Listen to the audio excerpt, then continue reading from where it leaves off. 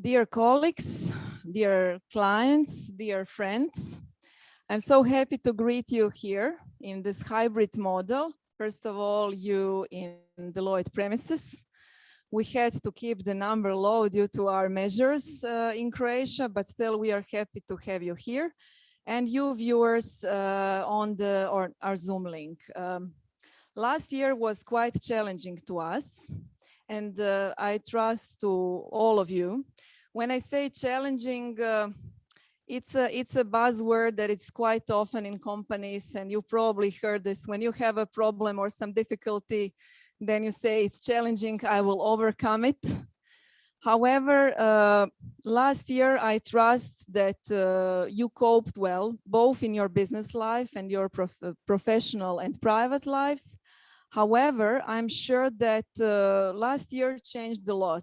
We questioned ourselves, what is the way how we do work, how we combine private and work, and we are quite positive, not only us in Deloitte, but in many companies that I talked with the people, that we will not come back on the ways we were doing things before. We are quite positive about this. And today I have really privilege to have two great guests here and to be able to host. I hope that I will be able to present him in a right way, since there is so much I read about this really interesting guy coming from Slovenia to us here in Zagreb, Mr. Aljoša Bagola. Mr. Aljoša Bagola was creative director for almost 20 years. He won a lot of prizes for his work. So basically, he was the leader in communication and marketing content in the region. He was lecturer also on the university, so he had multiple jobs and multiple tasks. And it was very fulfilling for his career. However, at certain point, he came to the point that it was not so fulfilling anymore. I'm not saying a wall. He will tell us more about this and maybe share with us how to recognize those moments, what to do, how to know better yourself. And since I'm not a psychologist, we will have today a help from Ms. Maja Vucic. She is a psychologist, she is therapist working with many organizations, many companies, but working predominantly with individuals, successful individuals in those companies, to help them not to cope with the stress when the stress is already there, but to work with them to alleviate and basically face the situation even before the stress is here. So today I'm happy to present you Mr. Aljoša Bagola and Maja Vucic.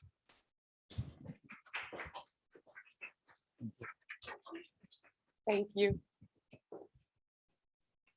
Hello to everyone. Hi. We have a big audience. I don't know if you know that. And Glad to hear. I am happy to talk with you today. Maybe I will learn something new. You are very successful, but in that corporate world, you were, I would say, very, very successful. And writing this book, I realized that you changed a lot of things in your life. But to be clear in front of our audience, I would like you to tell your story from the beginning, because we all start from one point of view. So what was your point of view when you started in terms of being successful, happy? In our audience, there are a lot of top management people, people from top management, and they are very ambitious. I would say above average in excellency. So what was your beliefs then about what does it mean to be, what is success? What do you have to do to be successful? and what kind of behavior you need to have to show that success? Well, maybe I would start even earlier. Okay. We as human beings, as people, we are very complex, and we come to this world already inhibited with some beliefs and some point of views that weren't just a product of how our parents raised us, but they kind of inhibit our blood, like from way in the past. And I think that when we realize that we aren't unlike a pot of yogurt, because we too come with an expiration date, then we start to think, okay, what do I do with my life? And maybe this is the point where for me suddenly became really important to embrace change. But you want me to start at a point where I was being corporately very successful. And of course, as a child from a restaurant owning family, my beliefs were kind of, actually I imitated my parents as all kids do, and you go on with your life and you absorb things and you imitate this hardworking, diligent kind of approach to work. And I was lucky enough to kind of discover my talents very early. And maybe I was fortunate for having parents that were always working and being busy in the restaurant. So, I had a lot of time on my hands.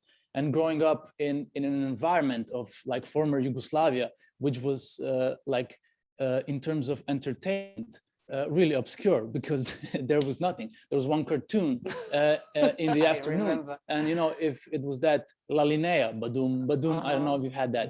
We were like, oh my God, seriously, like for all day I've been occupying my imagination, my head, and then waiting for you to please me with something, and then I get La Linea. So that was really painful. And by growing up in like these not rich environments in terms of entertainment and like impressions that are today like omnipotent, you have to use your imagination. And I think this is something that I was blessed with. And from early age, I was a storyteller, and maybe there's a point in everybody's life when their parents praise him for something special, and then you get thrilled by this praise, And I remember I was not even 4 years old. I was reciting Little Red Riding Hood, but I was appropriating the story. I was like, you didn't like the end. Yeah, I always liked wolves. I love wolves. They're wonderful creatures. So I couldn't bear the thought that the wolf is being killed by a hunter. So I reversed the ending, and the hunter was being killed by the wolf. And that made my father laugh really hard. And my grandfather, he went blind due to an explosion not in the war, but in the army. So, he got those a lot of supporting mechanisms for him. So that would be like this magnetophones. I don't know how they're called, like these big wheels rolling, and these big stories always being read in our house. But we would also use them to record stuff. So they would record this story by me, like spreading fake news about Little Red Riding Hood. And I would re-listen to it, and I would hear my father's laughter, and I would imagine, wow, this is something that made him smile and laugh, and maybe it was that moment that I chose to pursue storytelling. You realized, okay, because that you're good doing that. Yes, and this is something I was, like consciously thinking about only way later in my life. So I think that all our success is based, you know, maybe not on some sort of coincidental stuff that happens in our early life, or is like written in some big book about our faith, but it's definitely something that, you know, encourages us in the very early beginning. And then growing up in the restaurant, you know, I would hear stories, you know, amazing stories from people coming. And as a waiter, you always have to be a good diplomat, psychologist, listener, also telling stories, you know. So this was my currency, you know, to be accepted in a way. And I was always good with that. So I never really bothered about being successful. I just wanted to fulfill my talent. And, you know, this was something that I felt that is my duty, you know, like some sort of Kant's imperative, you know, categorical imperative. So I just pursued that inner voice, and it led me to a big career in communications, in marketing, where my stories would inspire and also be effective, successful. And, you know, I always thought of that as my honest pursuit, as something that was put into my cradle as an ambition that needs to be lived out. So I never really wondered about what success is in terms of external factors. But the advertising industry, of course, you know, has these big shows and giving away awards to nurture our low self-worth.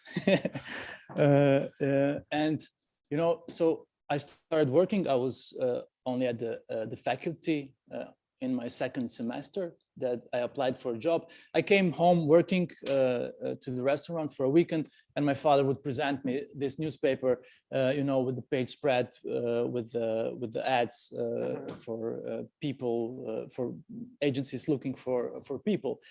So he said, "Go get a job," and yeah, so I browsed through and applied for a position of a copywriter at Pristop, then also already then a big Slovene agency.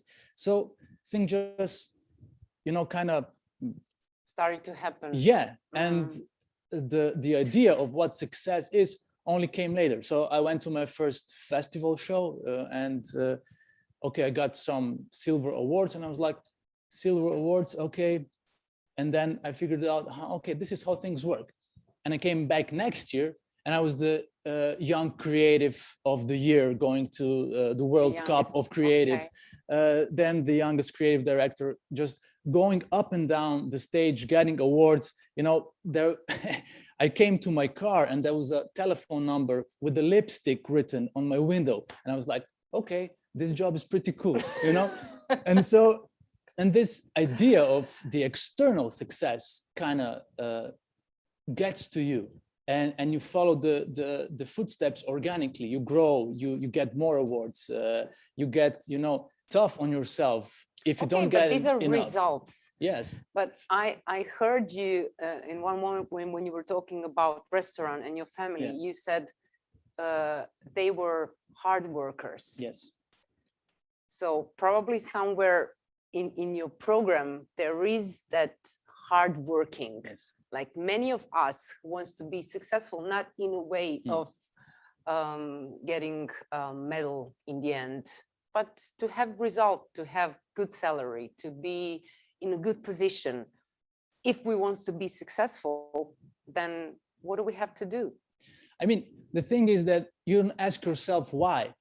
Because I know, but this is the main question, because I think that we should start to ask ourselves why. Of course. But as I said, you know, one of the most powerful mechanisms that we have as creatures, and this is something that we are pre-programmed from Mother Nature, is the mechanism of imitation and comparison.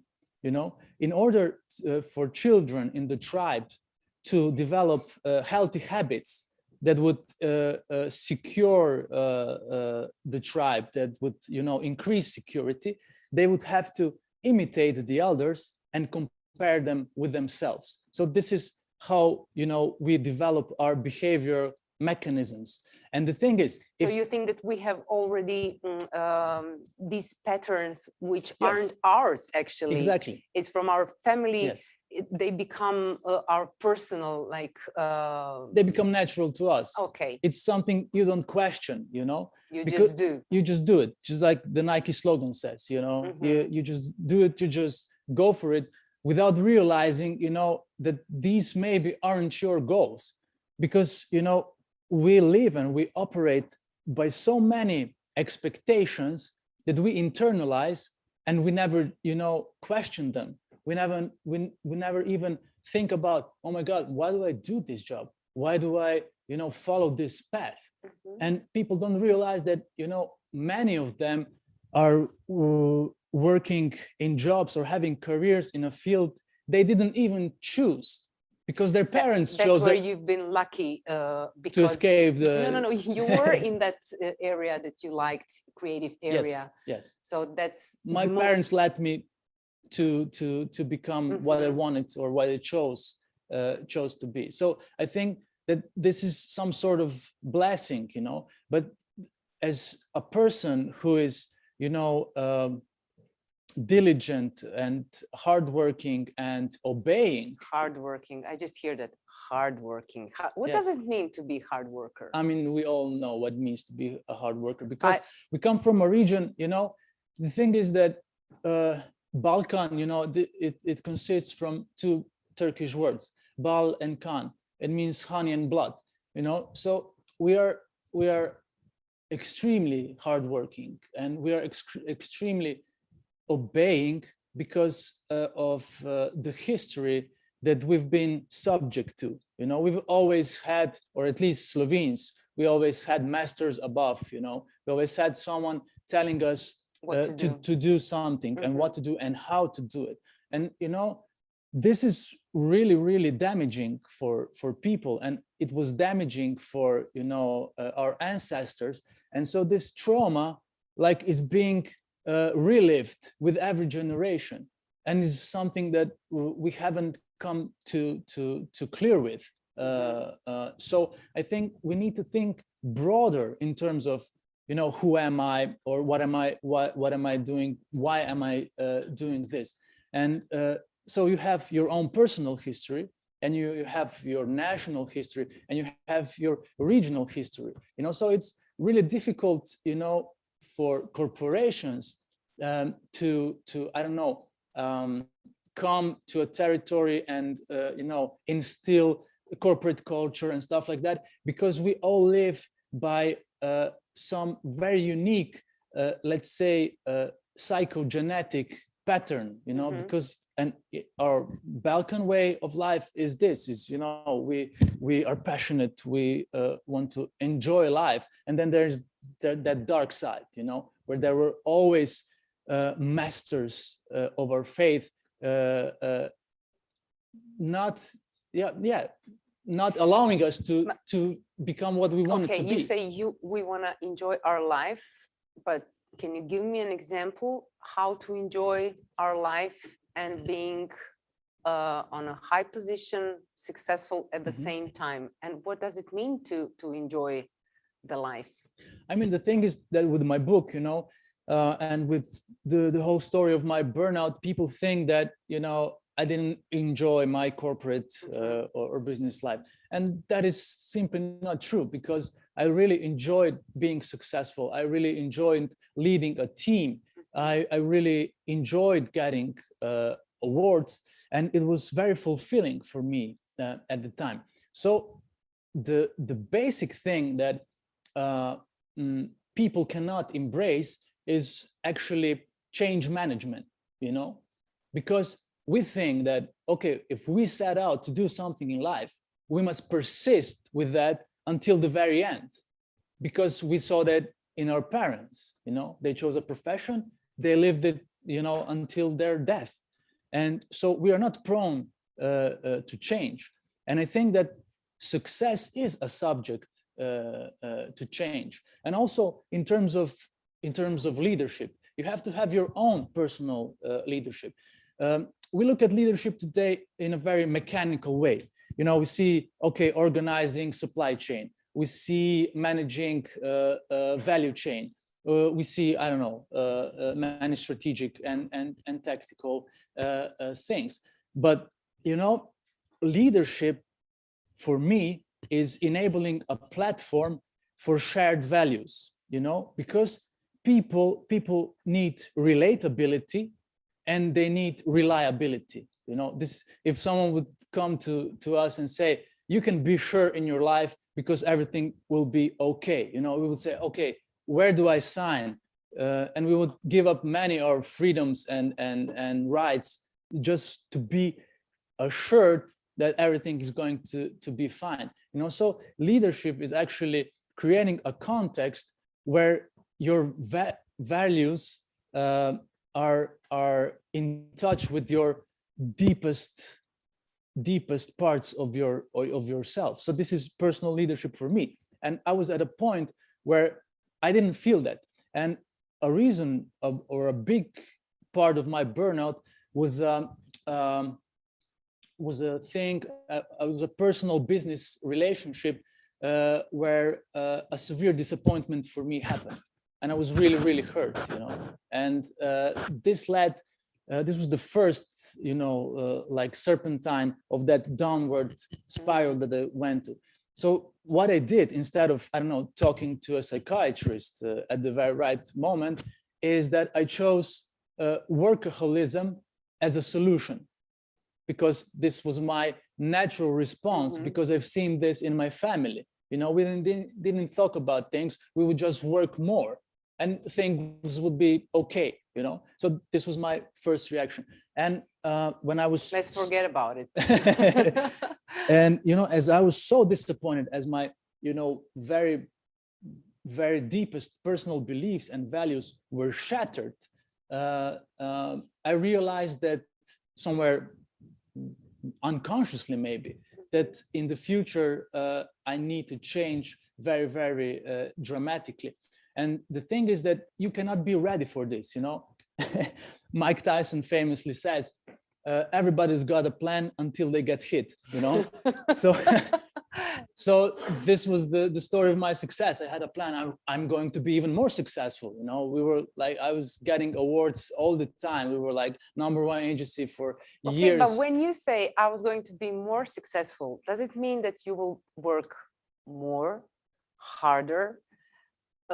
Because every client that I have and my friends who are in the same position, they're chasing time for everything, for finish their job. They're never finished, never. There is no one day after 6 months that they can say, okay, now I can die because I finished everything. Yes.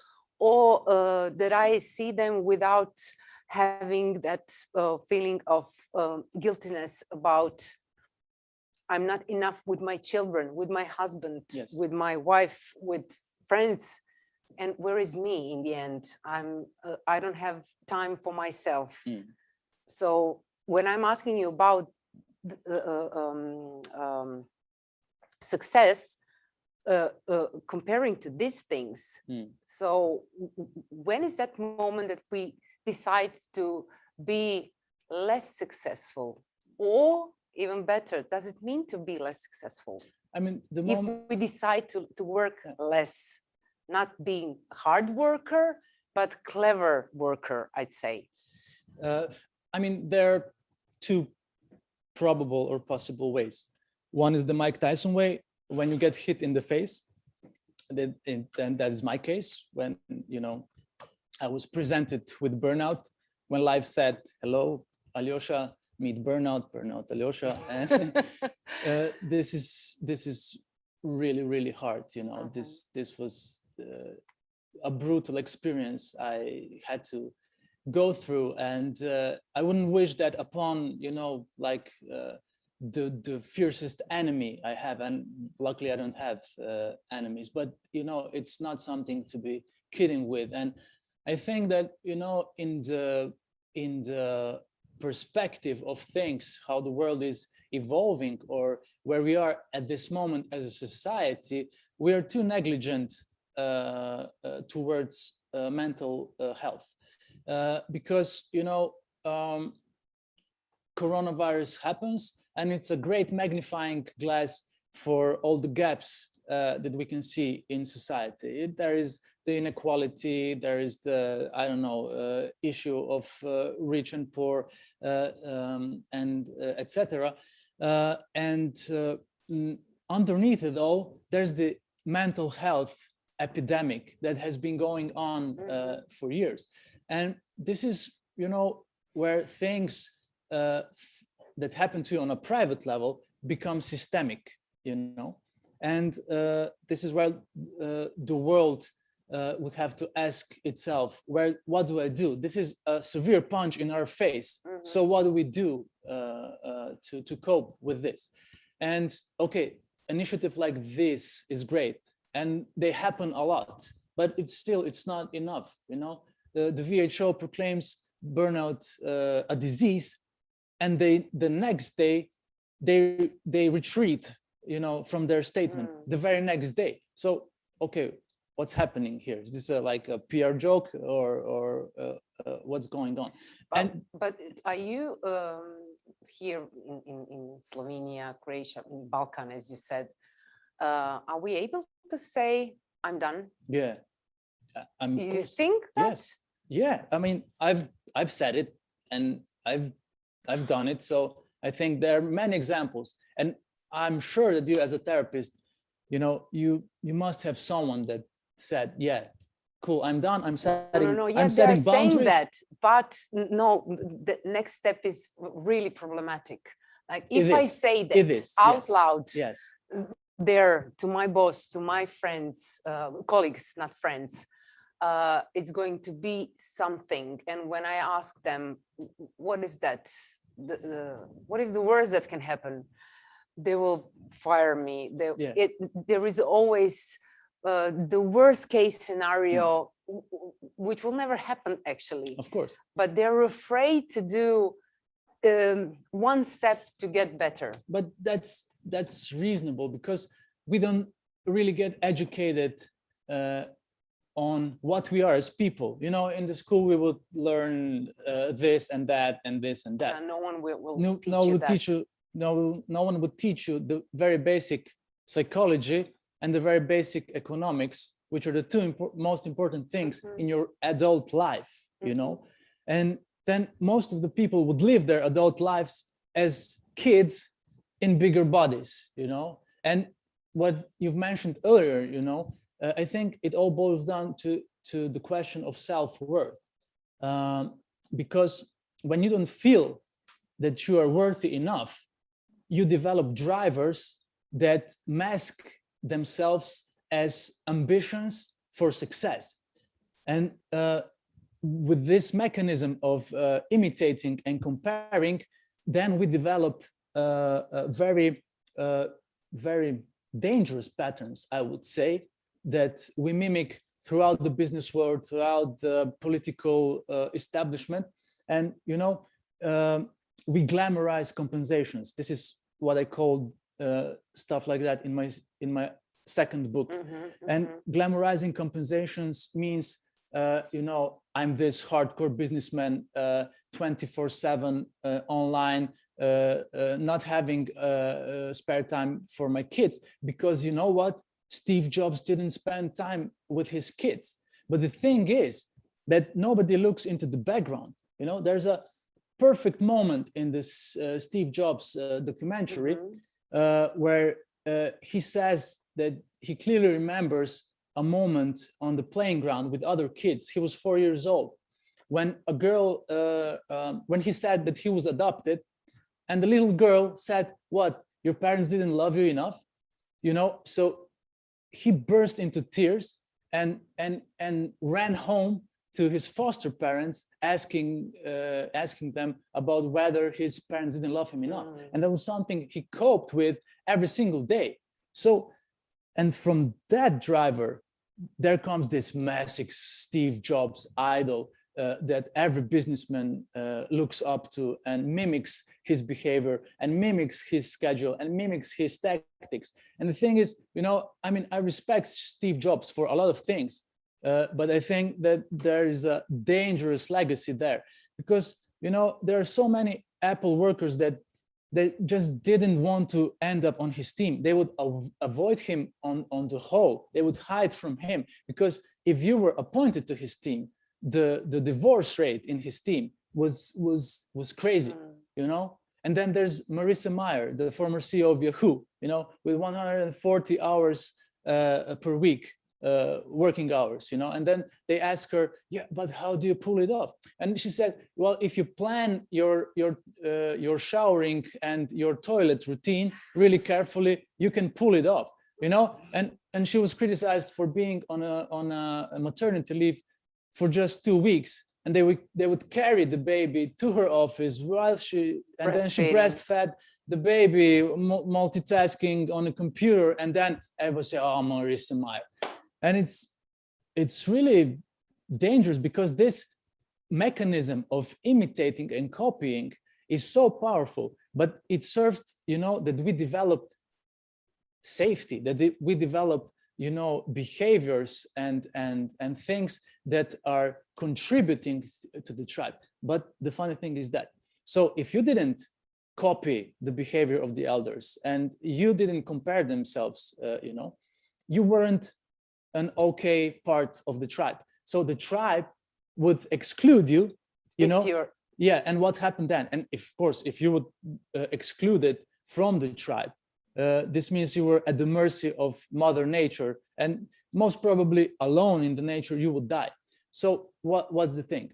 The thing is that our, you know, this very primitive brain that still operates every day within us, that protects us from trouble and stuff like that, is signaling that when we make a mistake, that the tribe, our company, our friends, our co-workers would exclude us, and it says, you will die.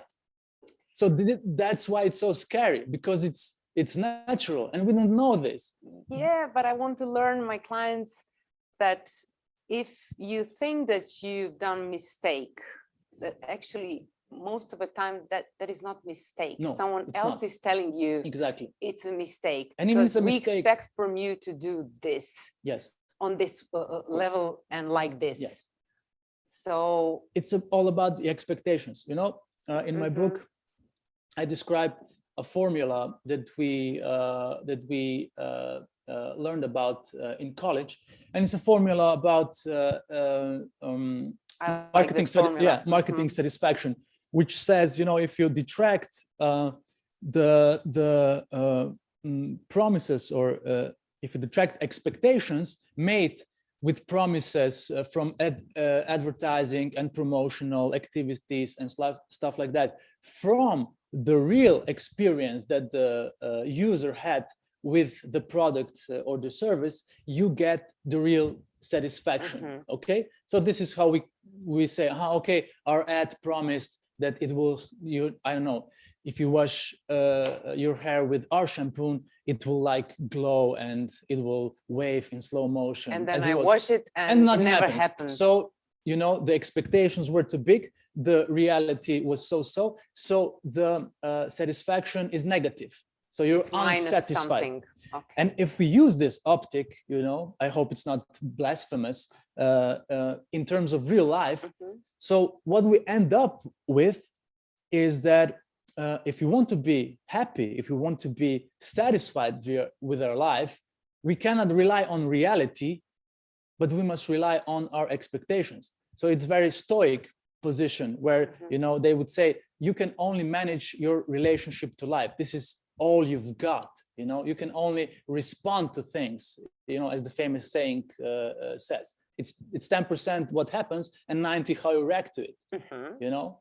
So and Mike Tyson's coach. Sorry, but our behavior is always related to the how to prevent that something negative what we expect never Yeah. happen. But this is natural, you know, catastrophizing. But how do we know that what we are doing is good, actually? Or what would happen if we would change our behavior? I know where you're going. Thank you. You know, if we know about ourselves and we know that, you know, our brain is catastrophizing most of the time, you know, blowing up things out of proportion, you know, oh my God, this is going to happen. And then we follow that inner voice and then we end up being miserable. You know, there's a great saying, I think it's Serbian, and my father would always say it to me when my mom would go crazy about something. And he said, it says, ne daj Bože što mi majka misli. You know, because yes, mothers worry, you know, and we are inhibited by our parents' voice. It becomes our inner voice, you know, it's an introject. And then all the time you got this voice saying, don't do it. Oh my God, don't do it. What's going to happen? You know, don't say no to your boss. Don't do this, don't do that, because it's inside of us, because we were raised this way. And the thing is that, you know, this is something that you maybe provoked me with at the beginning, is how to set boundaries, because it's so scary, you know. Okay, but let's we can try to tell them a story through one example. Okay. So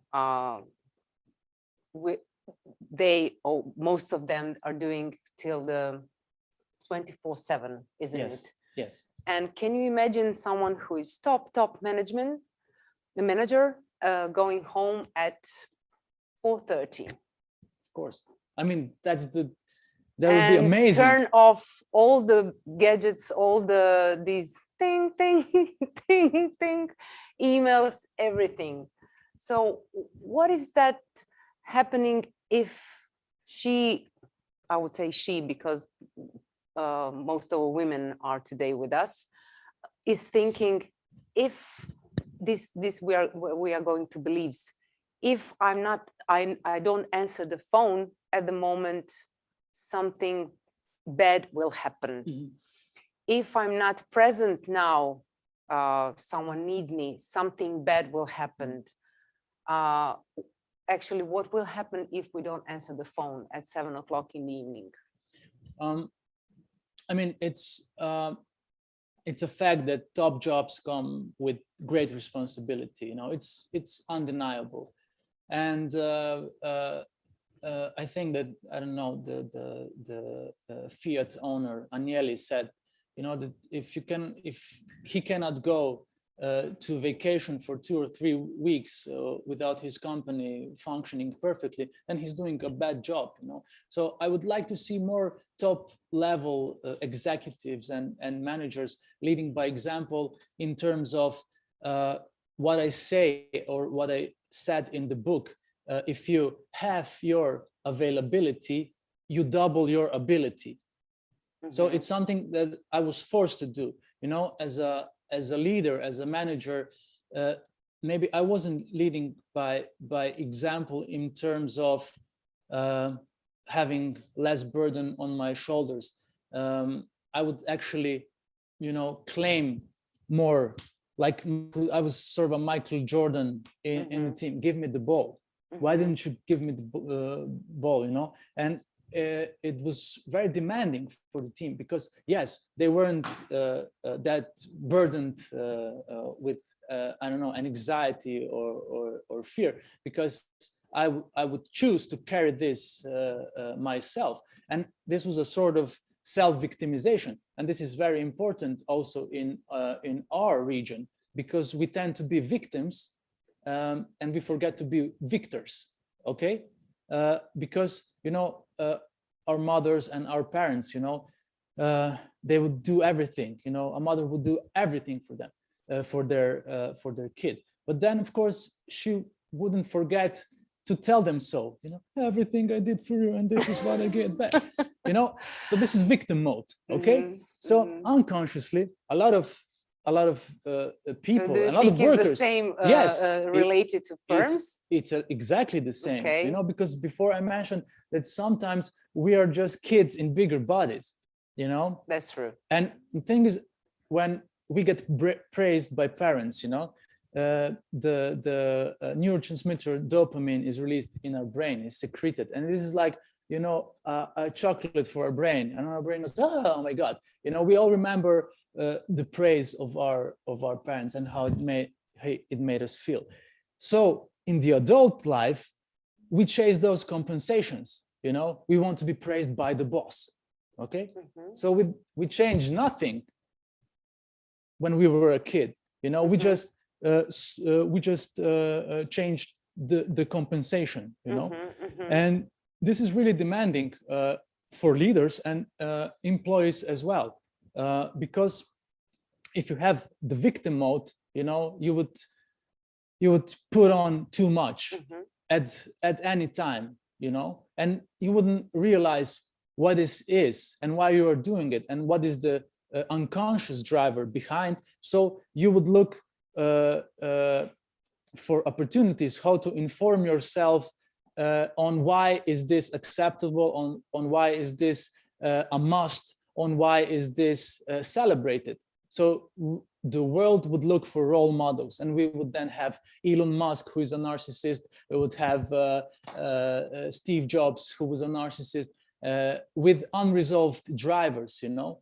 And this is not okay, because it's like license one to be, you know, to be victimizing yourself and also pulling the bigger systems or other people into this, you know, abyss of why are we doing this? And this is the question that, you come home, you're exhausted, you're drop dead, exhausted, and you ask yourself, okay, why am I doing this? And there is no reasonable answer, because everybody else is doing this, you know. But there is always an answer when you ask them. I had a client, 38. He became a director of that firm with 45 people, and so he said that he had a problem with his marriage, why he's never home. When you start to work at 7 o'clock in the morning, when you stop working 8 o'clock in the evening. Why is that? Listen this, I have to be an example for my employees, because if I come later than them, what kind of example I will be. So I need to be there all the time and show them that it's important to be present. What do you expect from your workers? He said, nothing, it's okay for me to go home at 4. So what's wrong with that you go home at 4? And there is all that hidden world with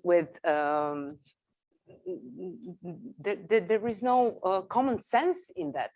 Absolutely. And the thing is, you know, this leads us to another phenomenon of our region, which is that we don't allow ourselves to be successful, you know. So he has, you know, every possible reason and qualification, you know, to be successful, but because of the question of this really basic self-worth, you know, he thinks he must exhaust himself to death to be successful. And this was also something that ran in our family, and I see it every day in you know, a Slovene economy, where successful people don't allow themselves, you know, to celebrate their success, to show it, you know, to go and enjoy themselves, but they just grind and grind and grind. Yes, because, you know, when we are faced with when we are faced at the face value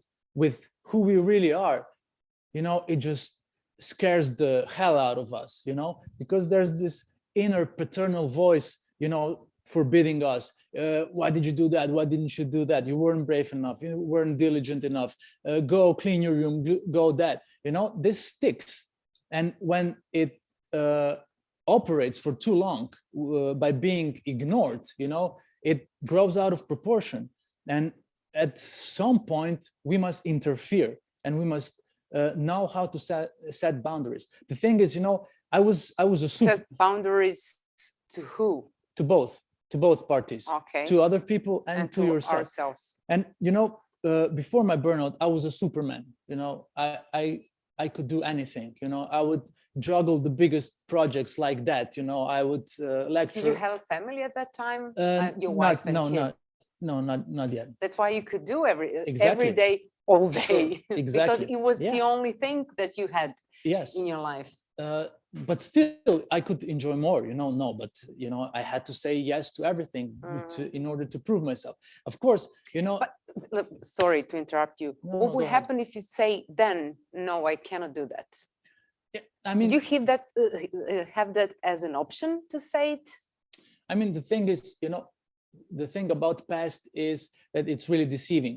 You know, we talk about nostalgia and we love it. You know, we think about old music and how it made us feel, and we see the past as something very nice. You know, and that's possible only because we survived it. Okay. Because nostalgia, for me, it means absence of fear. That's why it is so nice. So I'm not prone to judging what I did in the past or rethinking, oh my God, why I didn't do that, or why didn't I choose to do that at that certain time? So I think we shouldn't be driven by regret. We should be driven by progress. So I think that what happened to me was necessary. You know, it was necessary for me in order to be here today talking to you and to these That's people. for sure, but I'm asking you this question because maybe in our audience would say, yeah, exactly, this is happening to me, to recognize these things. So I was getting to that. As I said, I was, you know, a Superman, juggling all these biggest projects, leading the most successful creative team in the country, being a lecturer at the faculty, columnist. I don't know, I was a commentator on the biggest television, and you know, I just wouldn't say no to people. And at first, just saying yes, it was great for me to explore the options of this world. You know, I was excited to try out something new, and I didn't, you know, feel any fear. And maybe this, you know, self-worth, low self-worth would drive me, you know, to prove myself more and to explore more. Yeah, but the collateral benefit, basically everything is okay, but it's too much of everything. No, at that point, no. You know, it was the collateral benefit of this drive was that, you know, I was skilled at so many things because I tried them. And I think this curiosity, you know, is something we have to obtain and make it flourish throughout the life. And then, as you said, I had a family. I married. My wife, she's an actress. She works in theater, but also shooting movies. So, you know, she was away for 250 afternoons and nights per year. And so, you know, I came from the office, like doing a lot. And then like a real husband. Yeah, like a real husband. And then, you know, I came home, she gave me a kiss and she gave me Sophia, you know, and from 5 till, I don't know, 8, I would... You were alone with her. Yeah, or even later, you know. And then, you know, pebble by pebble of this energy drain. Of course, I mean, you love your kid and it's an enormous drive, but there is just, you know, this whole new area of stressors that creep into your life. You know, you don't sleep okay, you know, you're exhausted, you have to switch your habits in order to be great at everything. This is another thing, you know. I was supposed to be perfect at everything. I would have to be a perfect creative director. I would have to be a perfect lecturer. I would have to be perfect this and that. I would have to be perfect husband, perfect father. When I would parallel park, I would have to perfectly parallel park, you know? This is how this perfectionism... Please explain me about that, how to be perfect, or that you have to be perfect. You said that in your book. It's really interesting. What does it mean to be perfect? Perfection. I mean, the perfection derives from Latin word perfectus, which means just done, finished, concluded. there are no superlatives to that, you know. Yeah, So what interesting. we do as humans, you know, we just label it with, yeah, it has to be shiny, Something amazing, special. phenomenal, super duper exciting. And we are wasting a lot of time on Yes, that, trying to achieve that super duper, but as who you will can say see, what is that super? we are always constantly manipulating ourselves, and this is the thing with our ego and our unconscious drives. They're constantly manipulating us, constantly being that, you know, little voice that says, no, you have to do this, you know. And again, it's our paternal voice or voice of our parents, you know, when we as kids would oblige to their every demand. And at the other end, it's a driver of our success, and we think it's legit, you know. So it's legitimate to listen to your ego, to follow the path of self-realization by stomping over everybody else, by not being someone in leadership, but by in laddership, where you would just climb the corporate ladder no matter what. And it's taking a toll, you know. It's taking a toll on us as people who are also, you know, we have a spiritual dimension to ourselves. We have needs that are not just materialistic, but are our inner needs. And this is something that needs to be addressed. And at that moment when, you know, I was draining energy, leaking energy, that disappointment happened in my life, in that business private relationship, you know, that really shattered me. And it was done deal, you know. I was just sinking deeper. And the thing is that I would constantly say to myself, yeah, well, guess what, man, life is hard, you know, life is hard. And I would be depressed, and I would just say, you know, life is hard. You know, I would see this beautiful kid and my beautiful life, and, you know, I knew and I felt I loved them, but at the same time I would be so depressed, and I would be so deprived of joy, when I should have been the happiest man in my in the world, you know. And this is something that didn't ring the alarm either, because, you know, the pattern of my family was just go, you know, just do it, doesn't matter. And life is, I didn't write it down, that's why I don't know how to repeat it. You said life is hard, life is, life, it's a hard knock life, you know. There's this saying. So, you know, whose sentence is that? It's my parents, it's from my transgenerational trauma. It's from ancestors, and this you continue to believe in that. Yeah, but this was their legit motto, because, you know, they had people pointing guns at their faces and their heads. So, you know, this was the only way that kept them going. You know, life is hard, life is hard, life is hard. But then at this point, where we are as a humanity, it shouldn't be that damn hard, you know. But we keep making it harder, and that's because we refuse to look into ourselves, you know, dig out those hard disks and see what has been pre-recorded on them, you know. And so we are not aware of why we run as mice or hamsters on wheels, and we I don't know, say yes to everything. And the funny thing is that after my burnout, you know, I came back after 6 months of sick leave, and it was way too early, and I don't want to go into details how devastating burnout can be. It's everything written in a book, so if you want to know all these details, you can read the book. Yes, and you know, this Superman would come back, you know, and everybody at the company would say, okay, Aljosha is back. It's all good. We're back on track. All is nice. I mean, no, they did great. I mean, I'm really thankful to the team and to management, what they managed to do when I was away.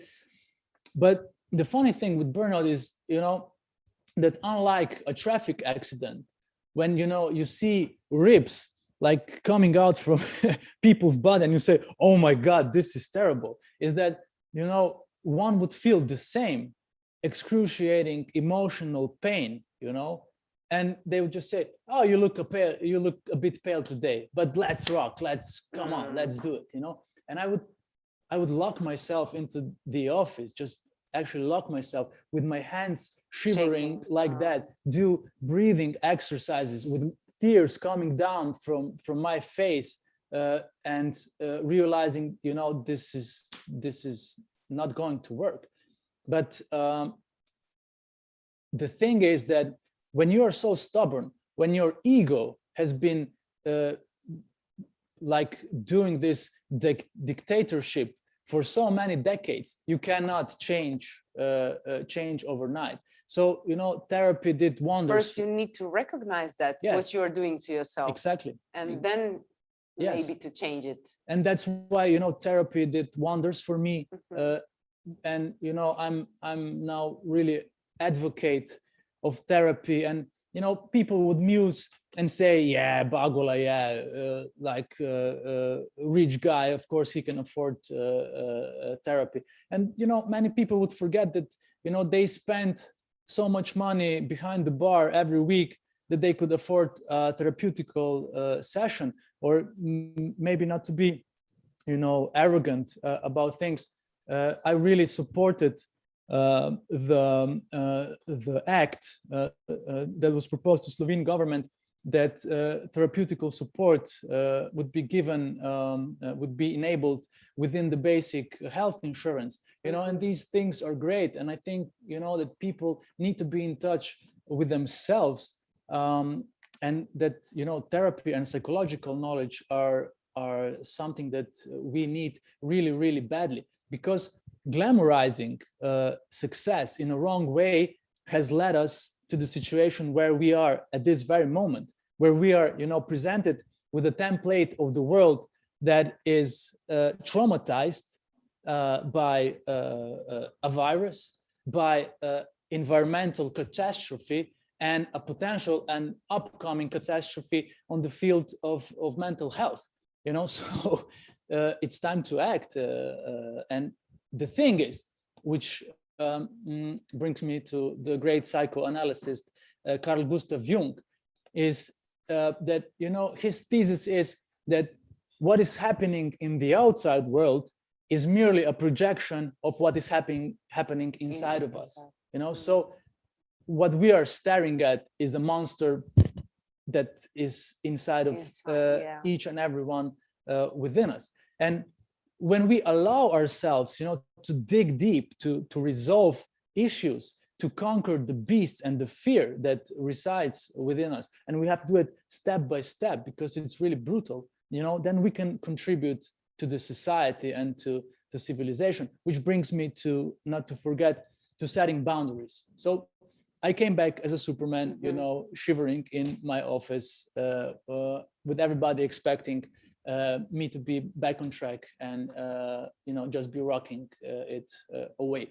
And that person was dead. That person didn't exist anymore. Aljoša was dead. Yes, there, you know, he was forcefully retired. You know, I forcefully retired the Superman. I put kryptonite in his pocket. Go away, you know, and because. And who was new Aljoša? The thing with burnout is that it's a self-preservation. So what changed actually? So you are the same outside. We see your picture. Is the new one or the old? This one is photoshopped, so it looks better. Okay, so who are you now? Because you continue to work. Yes. So what was different? I'm a boundary setter now. Okay. I set boundaries. Okay. And you know, the thing with burnout is that it's a self-preservation tool. You know, your body gives you a final and last warning. It's either this or you're gone. Burnout is a near-death experience. You know, the thing is that many people, you know, they sleep like badly for 3 nights and they're exhausted and say, oh, I have a burnout. Yeah, it's just stress. It's, yeah, well, you're just tired, you know. So it's tough for burnouters, you know, to say what we feel, you know. Just, you know, when someone mocks me for my burnout, I would just give them 1 minute of what I felt to be in that position. To see how severe that is. So you're in a position where you cannot function as the old you because your body won't allow it, because you're in a post-traumatic stress disorder, you know, like completely. and you have to learn how to set boundaries. And this is what we are now coming back to, as you mentioned before, why people don't have the courage to change, because you have to say no. I knew I cannot work no longer in the advertising business, and I was a partner at the company. I was leading the biggest creative department, as I said already, and people depended on me, and clients depended on me. At least I thought so, but I knew, that I cannot do this anymore. So I had to set out a plan. I had to set boundaries. I had to say no to people, and they were shocked. What do you mean no? I mean, you're Aljosha. Come on. And nice one, you're kidding. It's April's Fool's Day. You're not going to do it? And I was like, no, it's a no. And then, they would just be in disbelief.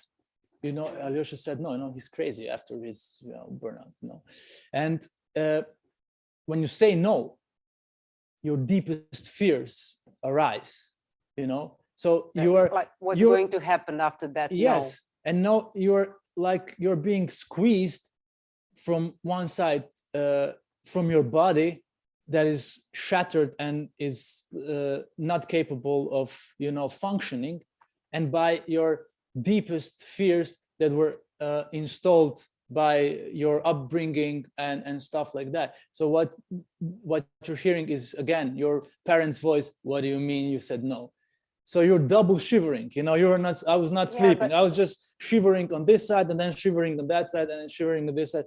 And it's traumatic. It's terrible. So, I understand why people choose antidepressants, it's not a solution, but I understand, and I chose not to. It was my decision. So, I battled those, I cannot say MFs, really hard. And what happened after you said no? It got easier. It's like, I know that, but I'm asking you for what happened with the rest of them. I mean, they were in disbelief, and they accepted. No, this is the funny thing. You have two possible outcomes of this. After setting boundaries, you will be surrounded with people that are either your friends or they get you, or your relationships will dissolve. Okay, so it's really a filter. It's a filter in your life. So those who cannot bear it, those who cannot stand the new you, they do not belong into your life anymore.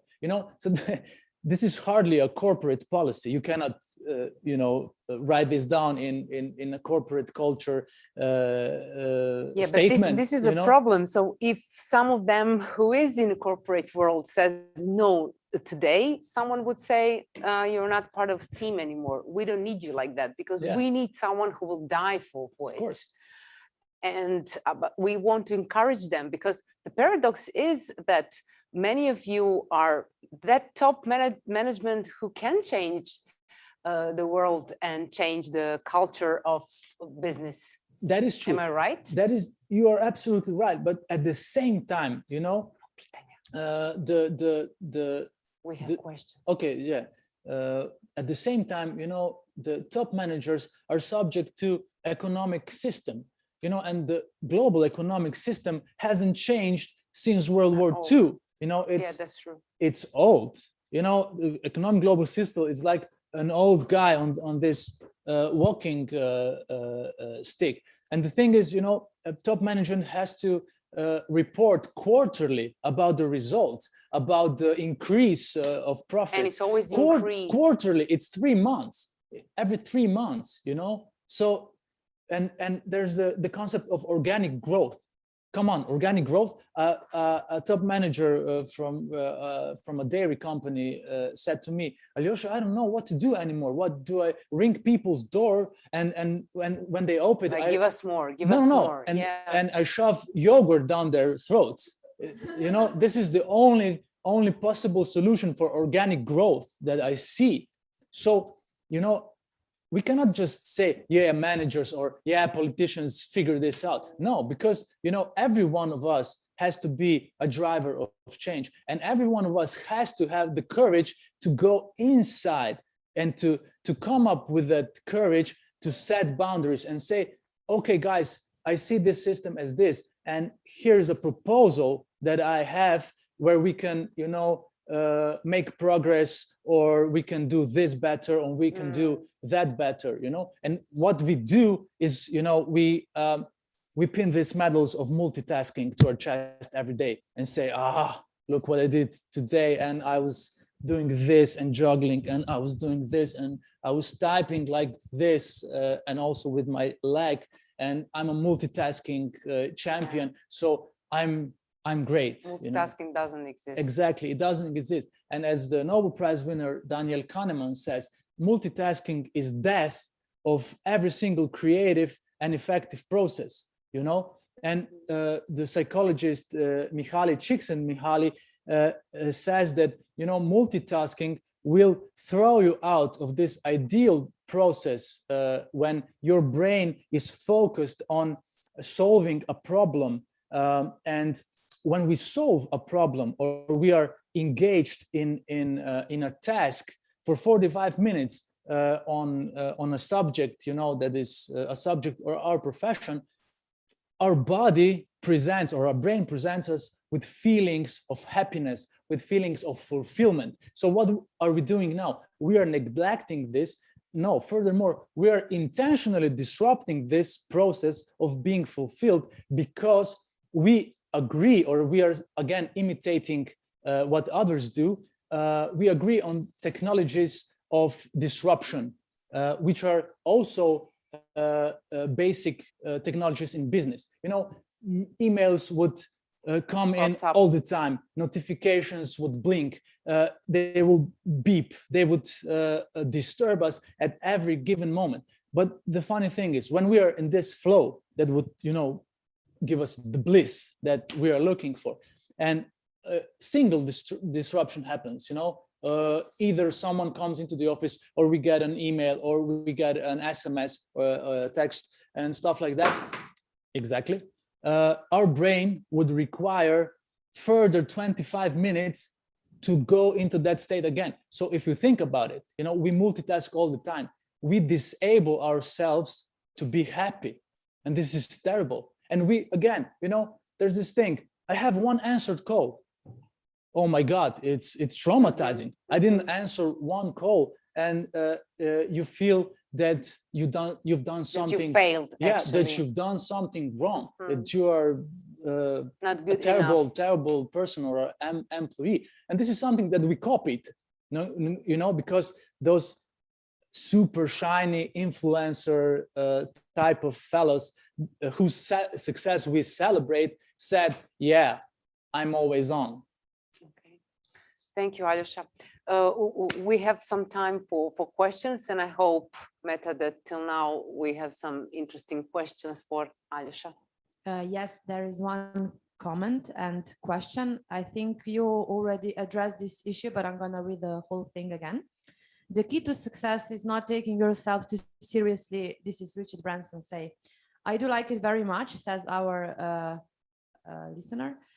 But I have to admit, it is difficult to take job less seriously sometimes, to work a bit less than we think it is necessary, to give whole of our free time to kids and family, because we feel guilty, that is never enough. So what does Aljoša think of that? Kurt Cobain said that, you know, being someone else is at the price of the person that you are. And the thing is that if you are... think we should listen to him? I'm just joking. Yeah, I mean, he was suicidal and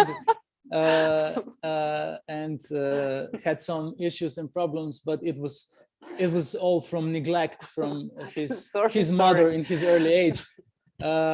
The thing is that I mean, we have to be true to ourselves, and yes, we don't always need to take ourselves seriously, but you know, we need to take seriously our very basic mission in life, and that is to discover our uniqueness and realize it and fulfill it, you know. And we see our career path as something set in stone. You know, I chose to do this, so I'm going to follow this path. Maybe the new generation is a bit more flexible, you know, because you always have to leave some room for flexibility in your life, because at one, you never know what's going to happen. So this, you know, blessed currency that we look after or we look up to be sure, you know, isn't at our disposal. Secondly, you know, you need flexibility to find out who you are. And I wouldn't say that you shouldn't take yourself too seriously, you know, as Richard Branson said. Maybe I would say that you should look at your being as something way more flexible than you think you are at that very moment. So I think there is a lot of room for improvement in leadership, also in political leadership. I think there is a lot of responsibility to be taken from social media companies that are, you know, freewheeling their platforms all over democracy, trumping values and stuff like that. So we as people, and also as you as leaders, need to embrace the idea that, you know, national constitutions are really, really important, and they will provide a safe haven from this terrible interference into our private lives that is already happening, and it's taking a much greater toll on our lives than we think. We need to be more flexible in terms of allowing ourselves to switch off, to just put the phone away and not giving too much thought. And so flexibility also in terms of Darwinism, you know, where he says that, you know, adaptability is one of the key principles. And actually what happened in this era of male dominant business mindset is that, you know, we men, we think like macho and masochist, in macho and masochist style, celebrated the idea of the survival of the fittest, you know, let's overcome this, let's overcome that, let's do this. And this is how we treat ourselves as well, you know, let's hustle, let's kill it, you know, it's the rhetoric that, you know, kind of already addresses what is wrong with the society and what is wrong with the mindset. So I would say adjustability or flexibility, as we as a society have shown in this gnawing jaws of coronavirus, is a currency that can make us better. So I wouldn't say don't take yourself too seriously. Okay, yes, have fun, but be flexible. Yeah, but yeah, Meta, we have something new. Yeah, I would just like to add two things. Just go. Try to ask yourself questions when you finish your working day and you think that you have to do something at 7 o'clock in the evening. Just ask yourself, do I have to do it now? And what will happen if I don't do it now, or if I do it tomorrow? And that answer will be enough for you to make a decision, like, it doesn't have to be now, it can be tomorrow. And when you do something, do that. When you're with kids, be there and take your time and take fun from it. Because if you're with kids and in your head doing your work, actually you're doing nothing.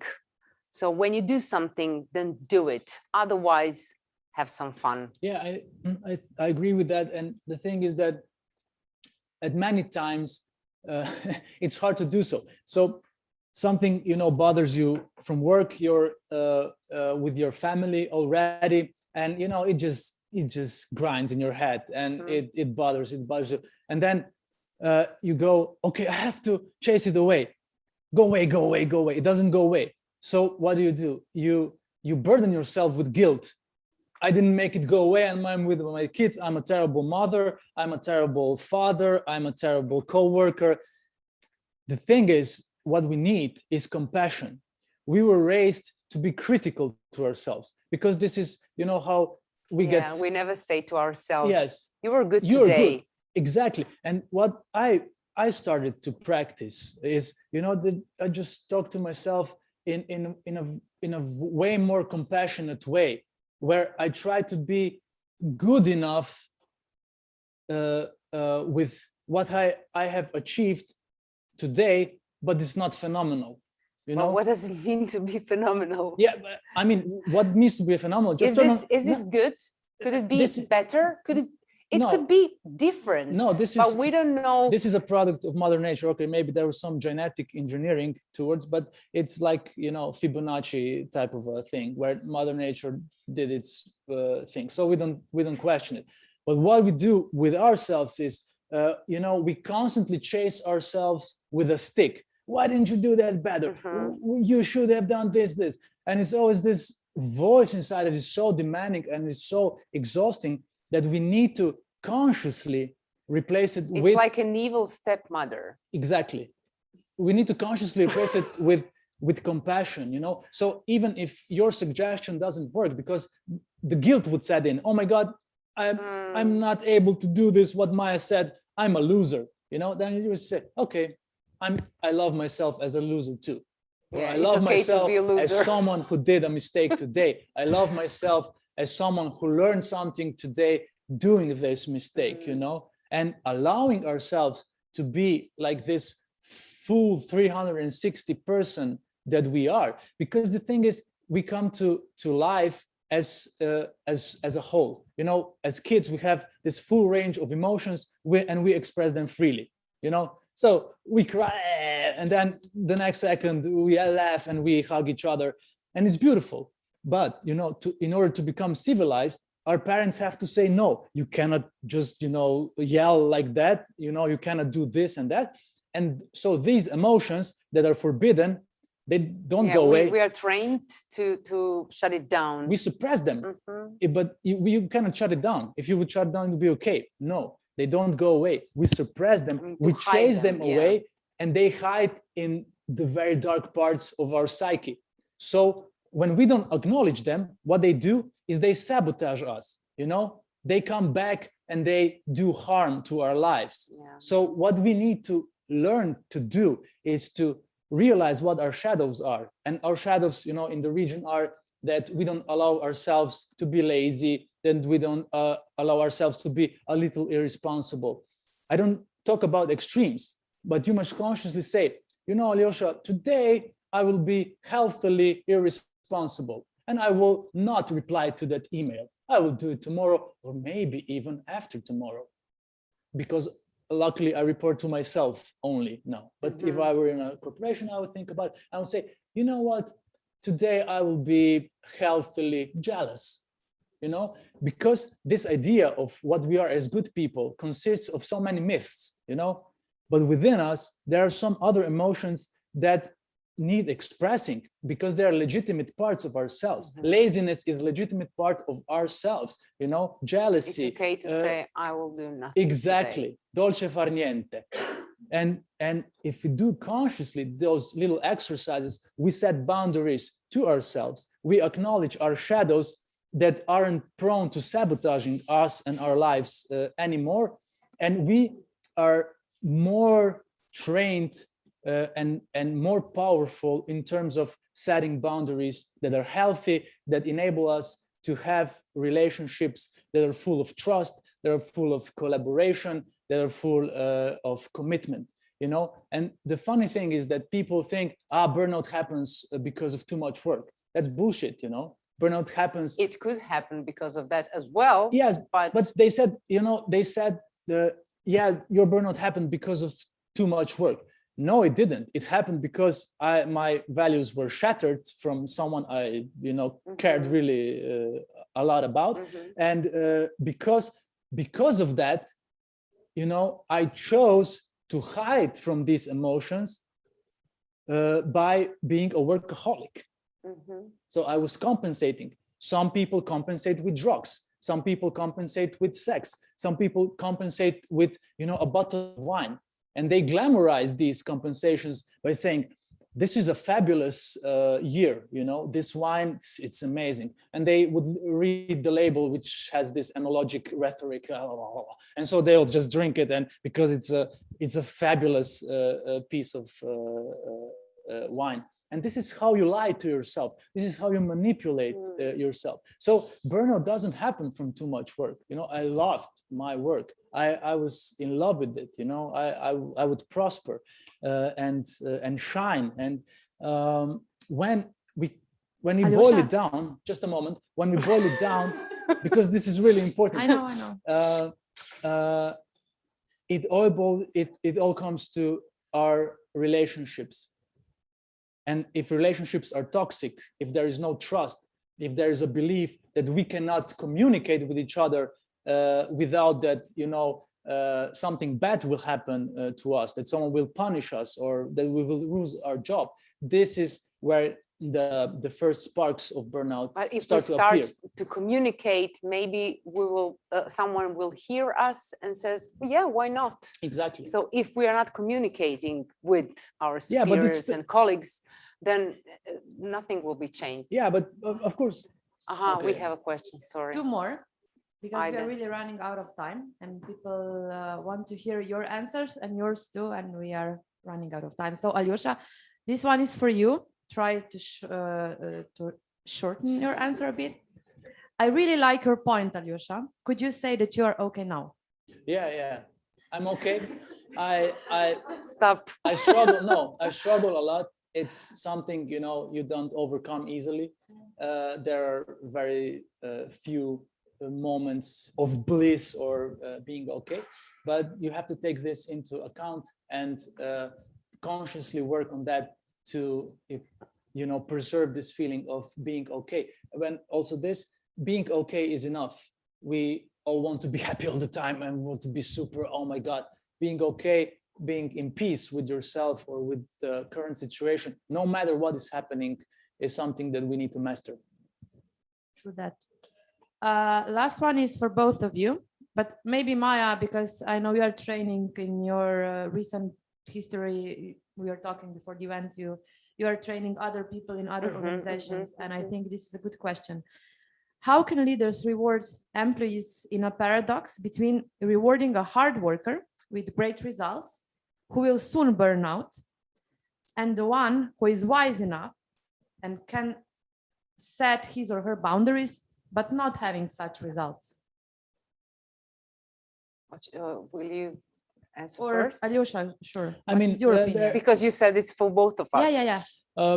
I mean, burnout detection is really a priority in today's business, and I mean, rewarding a soon to burn out person is definitely by enabling him therapeutical support, and realizing that re-socializing into the business environment will be long, or maybe if the burnout really happens, it will never happen again. So it's a tough question, and I think we should need to rephrase or think about what rewarding really means in business today. So I would start by suggesting, a different cultures, based on shared values that maybe enable people not to even come close to burning out, which is a really difficult and, as I said, a systemic task. So rewarding mechanisms today must surely include, a really strong therapeutical support also within companies, or someone supporting them as an outsourced person. And the idea of chief happiness officers that arose like 10 years ago, something like that, is just manifesting how serious this problem has become. Because at one level, you know, employees unconsciously don't take care of themselves enough, and you know, they try to prove themselves beyond what is reasonable, and as such they deliver great results. You know, they are valued, they are perceived as superhuman, and as someone that needs to be rewarded. But when, you know, they collapse, they suddenly don't fit into that structure anymore. So I think they can be useful as someone who can prevent others, you know, from this scenario. And the thing is, if we take a look, and I'm going to be really short here, another fact: burnout causes about $700 billion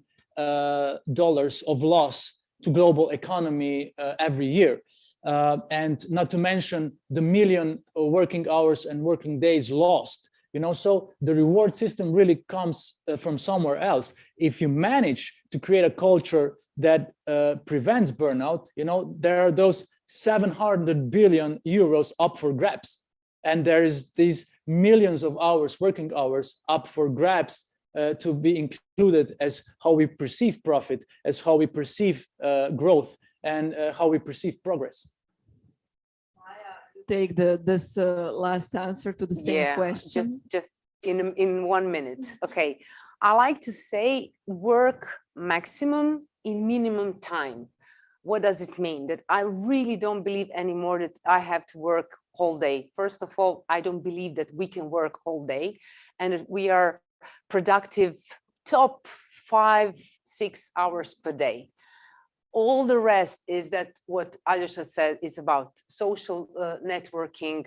Every time when emails, phones, colleagues, someone is calling you, it's destructive all the time. And that's why we are not effective enough to be successful in shorter period of time. Young generation is coming and they don't care anymore about our values. Our value was hardworking, be for your firm there for 100% of time. They don't care that. So, or if we don't change ourselves, they will change us, and that will happen. And we need to change that culture. So I'm telling you again, you are the top management. There are, I developed now the whole program, how to work less and more effective. There is way, there are tools, and there are, kako se kažu, gutači vremena, razumijete, gutači vremena. So to discover where we waste our time and how to be productive but satisfied in the end. And if you discover about yourself that you're not satisfied, that you go every day with a cramp in your stomach to work, it's not okay. Something needs to be changed, or your work it's not right, or you are not right in that work.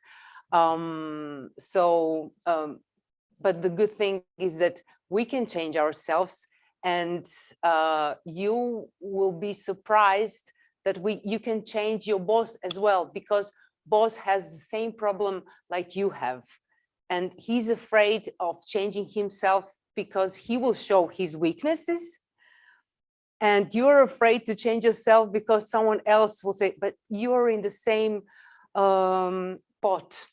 Not to be rude. We are in the same, yeah, we are in the same boat. Okay. Thank you, Maya, Thank you. for your professional experience. Thank you, Aljoša, for your personal experience that you shared with us. Really, thank you for this. There is a book, Kako pregoriti and find your way. It's what's the exact title? Yeah. You can get the book in Slovenia and Croatia. There will be soon available in Serbia, but you can get it online. Thank you again for sharing this. I was listening very carefully, and what I've heard is setting boundaries. I really do believe in change, and we can drive this change. So I don't think it's lost. There is communicate. There is another buzzword in corporate world, and this is now sustainability. It's not only about the energy, it's also about the sustainability for our people. And as a team leader, I know if we work hard for a week or 2 weeks or a month, okay, it may be okay, but it's not sustainable for like endlessly. So we all know this. And one sentence that you mentioned, Aljoša, not about the mother. My mother, she will always be somewhere there. But what you mentioned, being at peace with yourself, and we do feel when we are at peace, we know, I think we all can recognize this. So thank you for participation on this webinar, one in the series of SheXO leadership cycle. We will have more, and hopefully it will be not as in this hybrid model, though we appreciate technology for this purpose, but that we will be able soon together also without this technology distance. So thank you for finding the time for this, and I'm quite positive that it was beneficial for all of us. Thank you again. Thank you. Thank you. Bye.